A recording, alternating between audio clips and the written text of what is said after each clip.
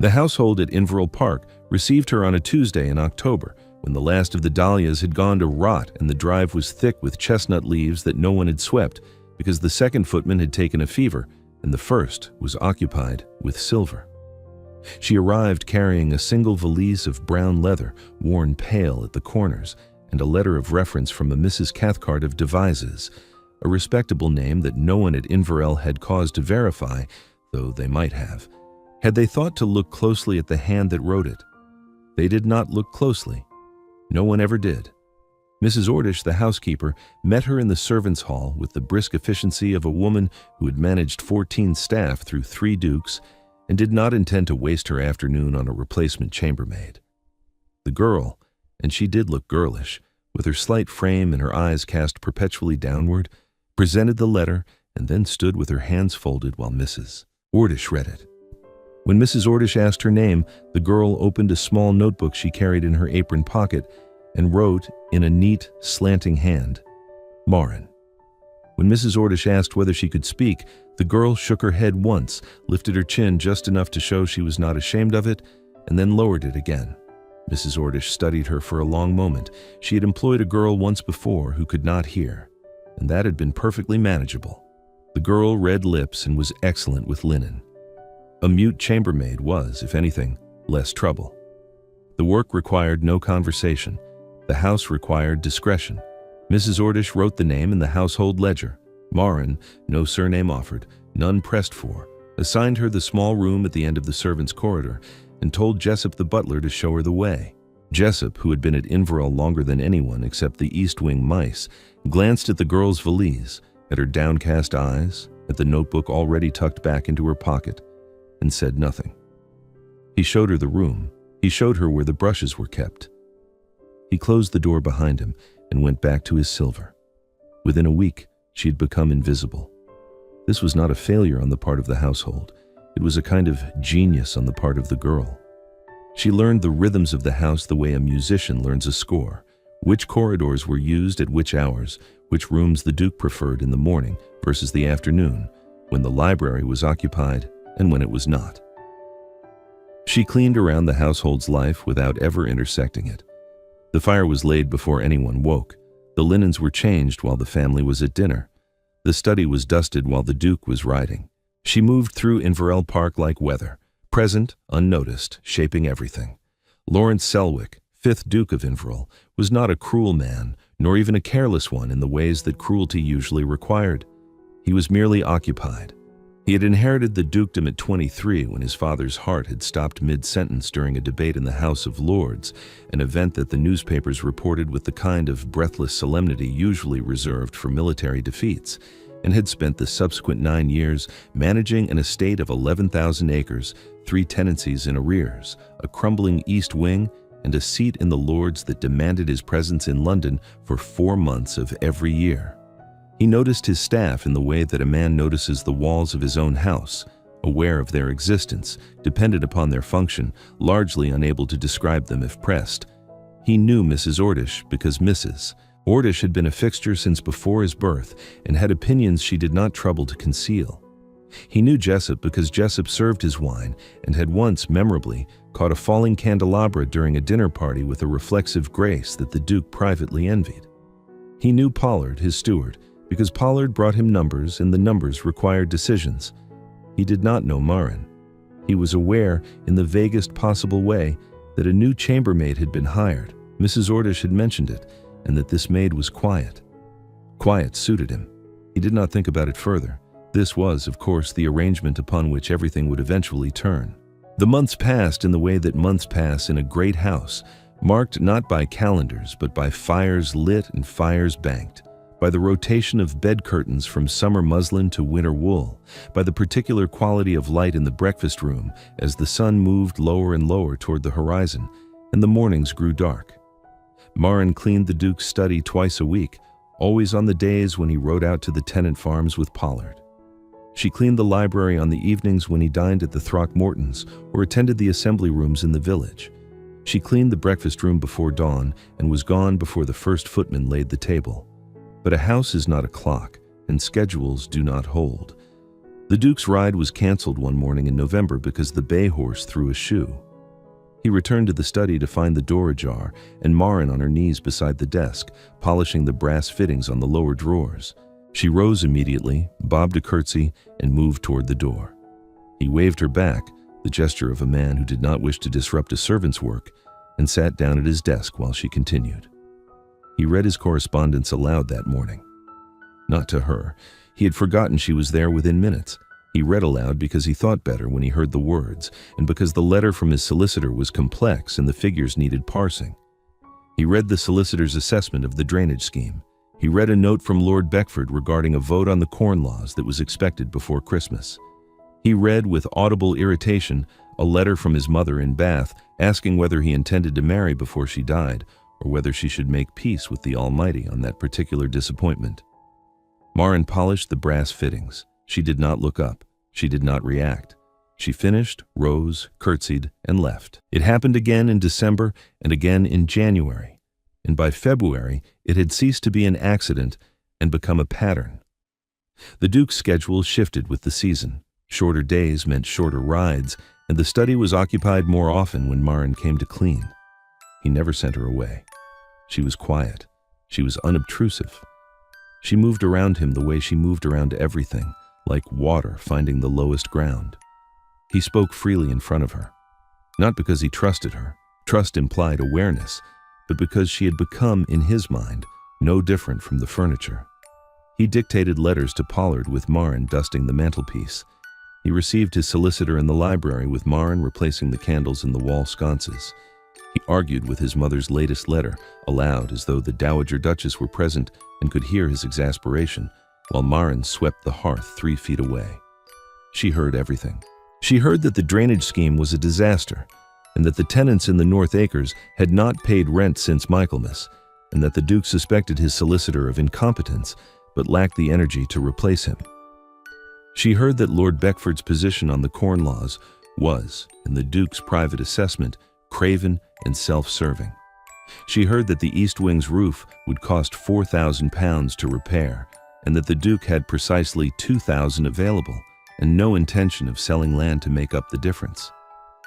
She heard his mother's letters, every one of them, and the particular quality of exhaustion in his voice when he read the passages about marriage, not anger, not defiance, but the bone-deep fatigue of a man who had been asked the same question for 9 years and had no answer that would satisfy. She heard him say, one evening in March when he thought he was alone in the library but was not, he was never alone in the way he believed, that he was tired, that the house was too large for one man, that sometimes, late at night, the silence in the corridors sounded less like peace and more like something waiting. Marin heard this. She set down the candlestick she had been polishing. She stood very still for a moment. Then she picked it up again and finished her work and left. Mrs. Ordish, who missed very little, noticed the girl, not the hearing. Mrs. Ordish did not know what the girl heard in the Duke's study because Mrs. Ordish was not present for those mornings. What she noticed was simpler and more troubling. The girl's hands. They were not a chambermaid's hands. They were soft in the wrong places and calloused in the wrong places, and they held a pen the way a person holds a pen when they have been writing since childhood, not gripping it like a tool, but resting it between the fingers like an extension of thought. Mrs. Ordish noticed, too, that the girl's handwriting in her little notebook was not merely neat but educated. The slant was continental, the formation of certain letters French. When Marin wrote, "The latch on the second-floor linen cupboard needs mending," she wrote it with the penmanship of a woman who had been taught by a governess, or better. Mrs. Ordish said nothing. She had managed 14 staff through 3 dukes, and she had learned that silence, applied correctly, revealed more than questions ever did. The dinner was arranged for the 14th of April, a Thursday, because the Comte de Seronville was passing through the county on his way to Bristol, and the Duke, whose father had maintained a diplomatic correspondence with the Comte's family for 30 years, felt obliged to offer hospitality. It was not a large affair. The Comte, his secretary, Lord and Lady Throckmorton from the neighboring estate, and the Reverend Mr. Hile, who spoke passable French and had agreed to act as informal translator since the Duke's own French was limited to the few phrases he had retained from a tutor he had dismissed at 16 for boring him. The dinner began well enough. The Comte was a man of 60, with the careful politeness of someone accustomed to being misunderstood in foreign countries. The Reverend Mr. Hale translated with enthusiasm, if not precision, rendering the Comte's remarks about English weather into something that sounded, to the Duke's ear, slightly more philosophical than the Comte had likely intended. The trouble began with the second course. The Comte, emboldened by the claret, moved from pleasantries to substance. He wished to discuss the matter that had brought him to England, a proposed agreement between certain English landowners and a French trading company regarding wool exports. The terms were specific. The figures were detailed. The Reverend Mr. Hale, whose French had been acquired during a year of theological study in Lausanne and had not been tested against commercial vocabulary, began to falter. He translated tarif douanier as customs arrangement, which was close enough, but then rendered clause de résiliation anticipée as the early unpleasantness clause, which was not close at all, and the Comte's expression shifted from patience to something more guarded. The Duke saw it. He saw the Comte's courtesy beginning to curdle into the particular disdain that continental diplomats reserved for the English when they suspected they were not being taken seriously. He saw Lord Throckmorton, who spoke no French whatsoever, smiling blandly. He saw the Reverend Mr. Hale reaching for his wineglass with the desperation of a drowning man reaching for driftwood. The Duke opened his mouth to suggest an adjournment, to move the commercial discussion to the following morning when perhaps a more qualified translator might be found, and then a voice spoke from the doorway. It was clear and low and carried the particular music of a woman who had learned French not from a tutor, but from living inside the language, the vowels shaped by years of use rather than hours of instruction. It said in flawless Parisian French that the Comte's proposed terms regarding the early termination clause were, if she understood correctly, modeled on the Bordeaux precedent of 1807, and that the English equivalent would require adjustment for the differences in maritime insurance law. Every head in the room turned. Morin stood in the doorway holding a tray of fresh candles that Mrs. Ordish had sent her to deliver. She was wearing her gray chambermaid's dress with the white cap and the apron that had a small ink stain on the left pocket from her notebook. She was looking directly at the Comte de Séranville with an expression that contained no apology, no embarrassment, and no deference, only the calm, level attention of a woman who had understood every word spoken in that room and had chosen, for the first time in 6 months, to prove it.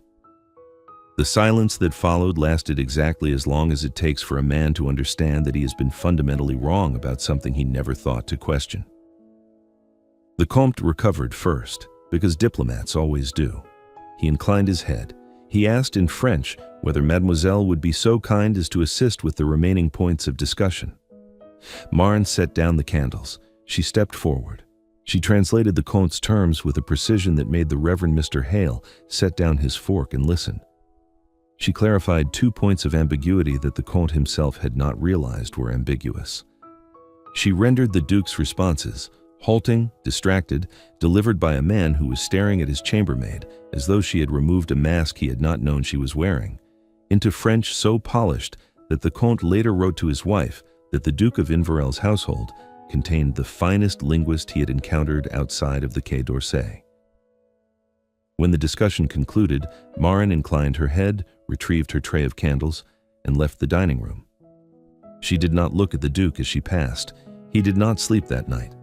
He sat in his study, the study she had cleaned 100 times, the study where he had read aloud every letter, every private frustration, every unguarded thought, and he understood, slowly and then all at once, the dimensions of what had happened. She could speak.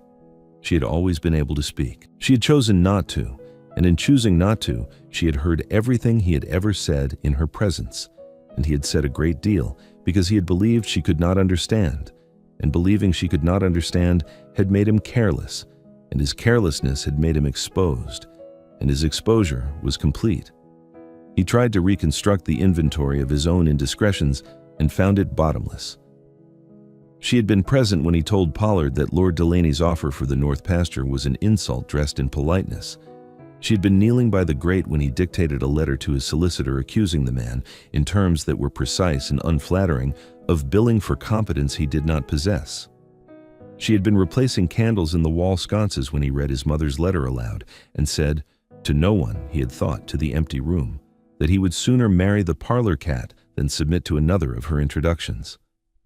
She had heard him confess his loneliness to the dark shelves of the library as though the books might absorb it, and she had said nothing, done nothing, taken nothing.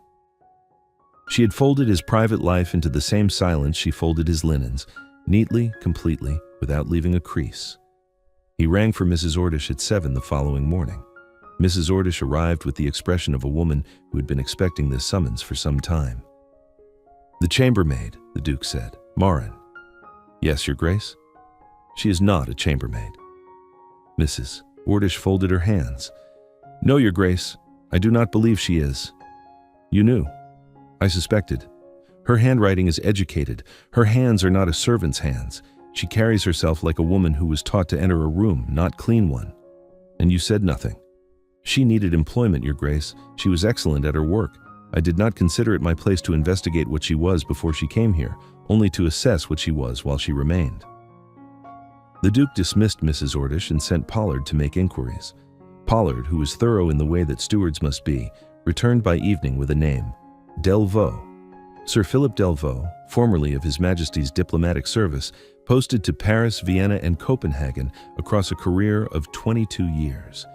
Recalled in disgrace 4 years ago, accused of passing confidential correspondence to a French intermediary during the negotiations following the Treaty of Amiens. Never formally charged, never formally cleared. His reputation was destroyed, his pension revoked, his family left with nothing but a house in Warwickshire that was sold to cover debts, and 3 daughters who had been educated at embassy schools across Europe, and now found themselves unable to secure employment because no respectable household would engage the daughter of a man whose name was synonymous with betrayal, and no diplomatic family would receive her, and no agency would place her. And so she had done the only thing left to a woman of education and no prospects. She had made herself less than she was, and she had survived. The Duke sat with this information for a long time.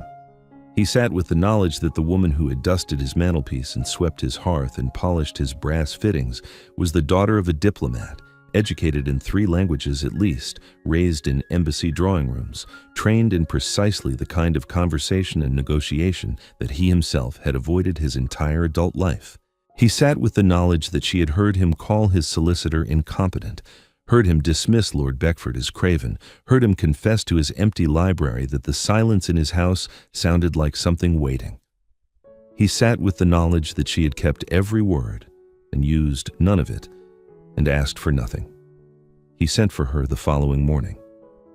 She came to the study, the same desk, the same brass fittings she had polished on her knees, and stood before him with her hands folded and her chin level and her gray dress pressed and her cap straight, and nothing in her expression that conceded anything at all.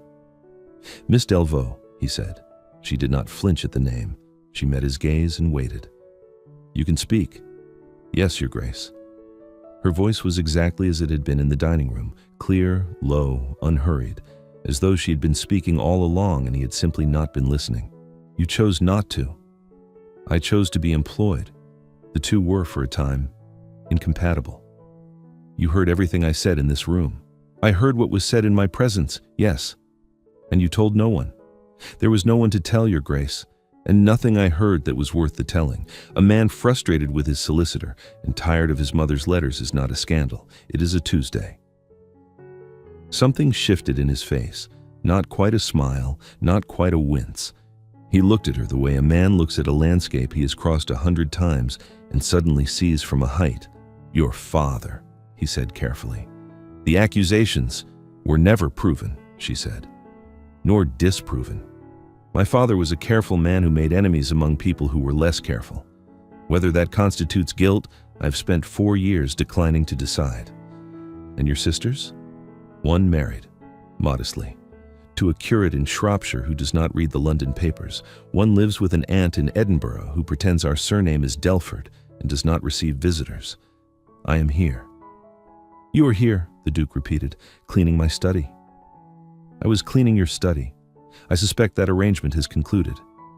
"It has." She nodded once. There was no tremor in it. no appeal.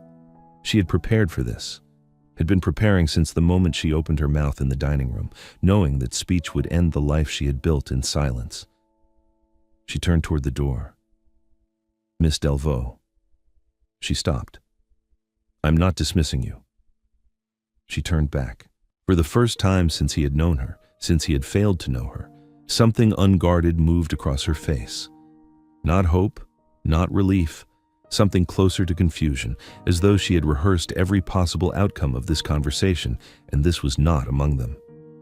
"I'm asking you to sit down." She sat, not in the servant's chair by the door, but in the chair opposite his desk, the chair where his solicitor sat, where Pollard sat, where men of business and rank sat when they came to discuss matters of consequence. She sat in it the way she had spoken French, as though she had always belonged there and had merely been waiting to be recognized. They talked for 2 hours. She told him about Vienna, the embassy winters, the music, the particular quality of light on the Danube in December. She told him about Copenhagen, where her father had been happiest, and where she had learned Danish from a fisherman's daughter who lived near the harbor. She told him about the morning the letter came, recalling her father, and how her mother had read it aloud at breakfast, and then set it beside her plate and finished her tea, and how Marin had understood, watching her mother's hands not shaking, that composure was not the absence of feeling, but the decision to carry it quietly. She told him about the agency in London that had turned her away 3 times, about the letter of reference she had written herself, borrowing the name of a woman her mother had once employed in Warwickshire, gambling that no one would check, about the decision to present as mute, not because she could not speak, but because speech would betray her. Her accent was educated. Her vocabulary was precise. Her French was better than her English in certain registers. A speaking chambermaid with Marin Delvaux's voice would last a week before someone asked questions she could not afford to answer. The Duke listened. He listened the way she had listened for 6 months, completely, without interruption, with the growing awareness that the person before him contained more than he had allowed himself to imagine. When she finished, he said, "I owe you an apology." "For what, Your Grace?" "For not seeing you. You were not meant to see me, that was the point." Nevertheless, she studied him with the expression he was beginning to recognize, the diplomat's daughter assessing the room, weighing what to say against what was wise. "You owe me nothing, Your Grace. I came here under false pretenses. I deceived your household. I heard private conversations I had no right to hear. If anyone owes a debt, it is mine." "Then we are even," the Duke said, "and we shall start from here." The household adjusted, as households do, with a mixture of gossip and pragmatism. Mrs. Ordish, who had suspected from the beginning, received the news with a single raised eyebrow that contained within it a full autobiography of vindication. Jessup, who had shown the girl to her room 6 months ago and thought nothing of it, reconsidered every interaction with the quiet attentiveness of a man rewriting his own memories. Pollard, who dealt in facts, simply amended the household ledger. The Duke offered Marin a position, not as a chambermaid, but as his secretary of correspondence, handling the French and continental letters that had previously been managed badly by his solicitor's clerk in London. She accepted. She moved from the servants' corridor to a room on the 2nd floor, modest, but with a writing desk by the window and a view of the garden she had tended in her few free hours, though no one had known it was her who had staked the roses when the wind came in March. She wrote his letters. She translated his documents. She sat in his study, in the chair opposite the desk, always, and they worked in a silence that was no longer the silence of invisibility, but the silence of 2 people who had discovered that they thought at the same pace and did not need to fill the space between thoughts with noise. It was during this period that the Duke began to notice things he had no professional reason to notice, that she tucked a strand of hair behind her left ear when she was concentrating, that she pressed her lips together, not frowning, not smiling, something between the two, when she encountered a passage of particularly poor French in the solicitor's correspondence, that she drank her tea without sugar and held the cup in both hands even when it was no longer warm, as though the habit of holding onto warmth was older than the house she sat in. He noticed that she laughed rarely but well, a single startled sound, as though she had forgotten she was permitted to, and that the occasions on which he provoked it were becoming, quietly, the best part of his day. She noticed things about him too, though she was more practiced at noticing without being seen to notice. She noticed that he rubbed the bridge of his nose when a letter irritated him, and that he stood at the window when he was thinking, and that he spoke more softly in the evenings, as though the day had worn the edges off his voice. She noticed that he asked her opinion, first on the French correspondence, then on the English, then on matters that had nothing to do with correspondence at all, and that he listened to her answers with the same complete attention she had once given his unguarded confessions. The difference was that now, the attention was mutual. Spring turned, the garden she had staked bloomed. The Comte de Séranville wrote from Bristol to say that the wool agreement had been finalized on terms favorable to both parties, and to inquire whether Mademoiselle Delvaux might be prevailed upon to review the translation of the final contract. The Duke forwarded the letter to Maureen without comment. She reviewed the contract, corrected 2 errors, and returned it to the Comte with a note so diplomatically precise that the Comte wrote again, this time to the Duke, suggesting that if His Grace did not intend to marry the woman, the Comte knew several gentlemen in Paris who would. The Duke read this letter aloud in his study. Maureen was present, replacing a candle in the wall sconce. She did not react. He read it again, silently, after she had gone. It was June when he found her in the library at an hour when she should not have been there. She was reading, not a novel, but a bound volume of parliamentary proceedings from the previous session, her finger tracing the margin notes his father had left decades ago. She looked up when he entered, and for a moment neither of them spoke. And in that silence was everything that had accumulated between them over 9 months. The months of invisibility, the months of recognition, the slow and careful architecture of a respect that had become something more, and that neither of them had named because naming it would require them to decide what to do about it. "You are reading my father's notes," the Duke said. "He had excellent instincts on the Corn Laws," Maureen replied. "Better than Lord Beckford." "Most people have better instincts than Lord Beckford." "Yes, but your father could articulate why."